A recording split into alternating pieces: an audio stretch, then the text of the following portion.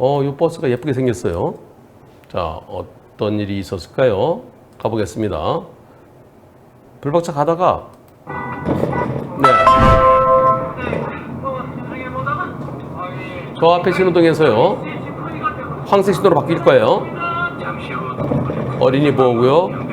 황색 신호에. 아이쿠.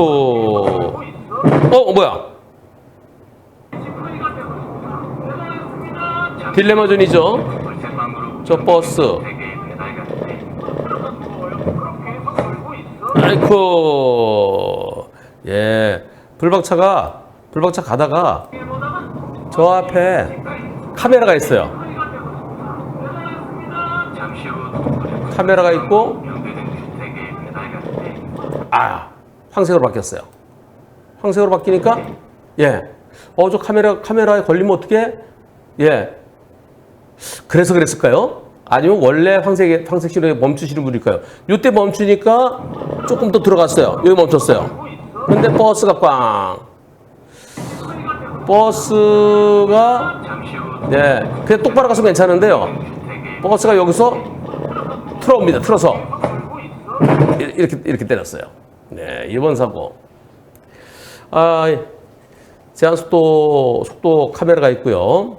저게 속도하고 신호 위반을 같이 잡죠. 일반적으로요. 1차로는 좌회전은 차로, 2, 3차로는 직진, 300m 가면은 또 좌회전하는 데가 나오는데 거기가 버스 차고지입니다. 제 옆에 있는 버스가 직진하면 되는데 미리 좌회전을 내고 제 뒤로 끼어들었고요. 저는 딜레마존에 걸려서 브레이크를 잡았습니다. 급브레이크는 아니었고요. 네, 룸미러 봤을 때 제 뒤에 있는 차와의 거리를 확인하면서 브레이크 잡았습니다. 우리 보험사에서는 상대측 100%로 잡았는데요. 상대측이 버스라서 버스는 이게 공단에서 진행하는 거다? 그러면 무슨 공단일까요? 여하튼 좀 복잡하네요. 지금까지 보험 처리 안 해주고 있습니다. 자차가 없어서 어떻게 해야 될지 모르겠습니다. 버스나 택시는 공단이라 보험 처리 바로 안 된다? 공단이에요? 공제조합. 예. 저한테 잘못이 있을까요? 어떻습니까? 노란불을 보고 멈췄어요. 그러다 보니 정선을 조금 넘어 들어갔어요. 버스도 딜레마존에 해당된 상황인가요? 버스가 차로 변경만 시도 안 했으면 사고 안 난 상황인가요? 네, 버스도 마찬가지 딜레마존 상황인데 버스 앞에 아무것도 없었습니다. 버스도 자기 차선에서 그냥 가든지 멈췄으면 사고 안 났을 겁니다.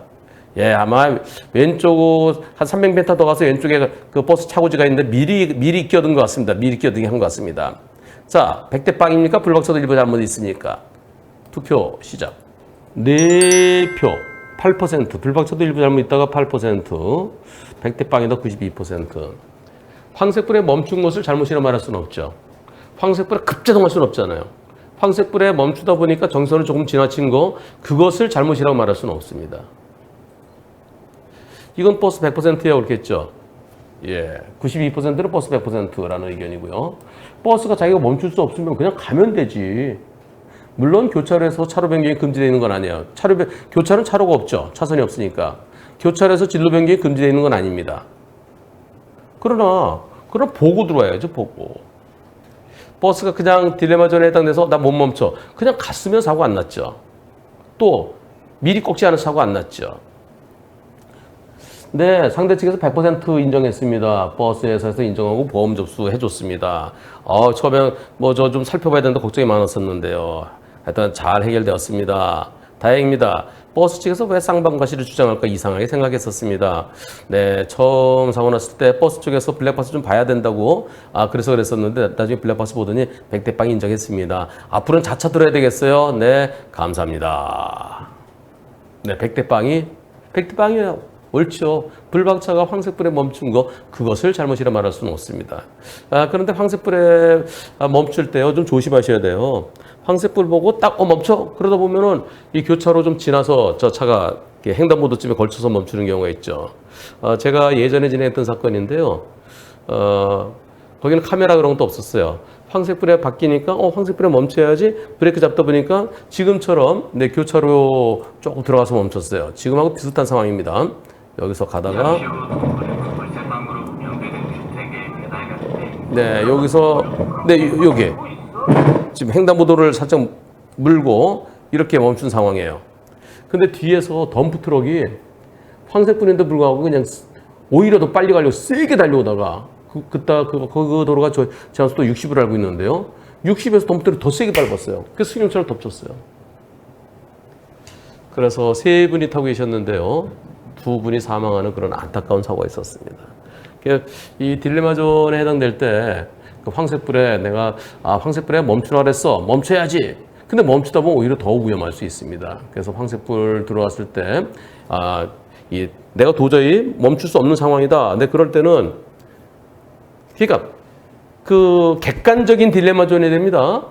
내가 급브레이크 잡지 않는 한 멈추는 게 쉽지 않다. 그럴 때는 통과하는 것이 더 통과하면은 보세요. 여기서요. 지금 황색불이 언제 들어오나요? 황색불이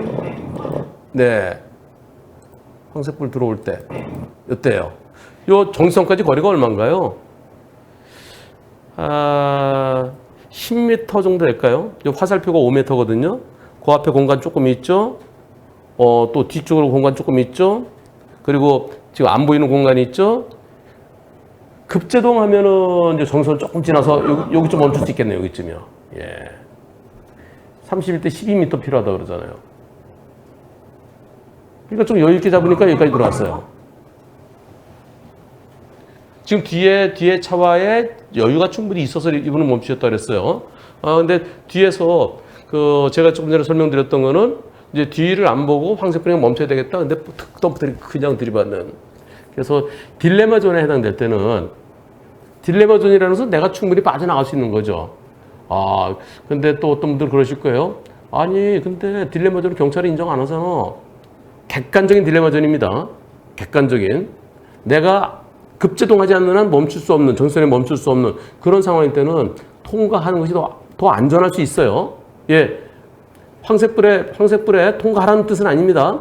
도저히 정선에 멈출 수 없는 그 당시 속도와 그 황색불을 바뀐 순간에 정선에 나랑 거리 이런 걸 볼 때 도저히 멈출 수 없을 때는 그때는 무리하게 멈추려다가 오히려 큰 사고로 이어질 수도 있다는 그런 뜻이지 황색불 무시하라는 그런 뜻은 절대 아닙니다. 황색불은 멈추라는 신호입니다. 멈추라는 신호인데 그런데 딜레마존, 슈퍼 딜레마존 이럴 때는 무리하게 멈추는 것은 더 위험할 수도 있습니다. 운전자 보험 하면 누가 생각나시나요? 그렇죠. 저 한문철이죠. 대한민국 대표 운전자 보험 한문철의 초기 대응 플랜. 예전의 운전자 보험은 법원에 기소된 이후에만 변호사 선임비를 지원받을 수 있었지만 한문철의 초기 대응 플랜은 업계 최초로 경찰 조사 단계부터 변호사의 선임비를 지원받을 수 있게 만든 거 알고 계시죠? 특약 한 사고당 실손 비례 보상. 그런데 말입니다. 우리가 놓친 게 하나 있었습니다. 하 실장, 어제 맡은 그 형사사건 선임비하고 의견서 제출했죠? 변호사님, 그게 아직 그거 서둘러야 되는데. 변호사 수임료가 아직 안 들어왔습니다. 그 사건 경찰 조사 단계부터 변호사 선임비 지원해주는 운전자 보험 아니었나요? 그렇긴 한데요. 보험사에서 곧바로 선임료를 지원해주는 게 아니라서 의뢰인이 돈을 빌리러 다니느라 시간이 필요하다고 합니다. 아니, 보험도 가입되어 있는데 돈을 빌리러 다닌다고요? 이게 무슨 얘기죠? 지금까지의 운전자 보험은 내 돈으로 먼저 변호사 비용을 지급하고 나중에 보험사에 청구하는 구조였습니다. 하지만 갑작스럽게 큰 돈을 마련하는 게 쉽지는 않죠. 그런 경우에 대비하기 위해서 운전자 보험에 가입한 거 아니겠습니까? 바로 이 문제점 해결해야 되겠죠? 그래서 이번에도 저와 DB손해보험이 함께 만들었습니다. 한문철의 초기 대응 플랜은 변호사를 선임하는 즉시 선임비의 50%를 곧바로 지급합니다. 타인 사망, 중대법규 위반 중상의 1에서 3급 시 가입 금액 한도 내. 저 한문철이 제 이름을 걸고 만든 초기 대응 플랜 한 번 더 앞서가겠습니다. 지금 알아보시죠. 164-0070, 164-0070 빵! 보험계약 체결 전 상품 설명서 및 약관을 읽어보시기 바랍니다.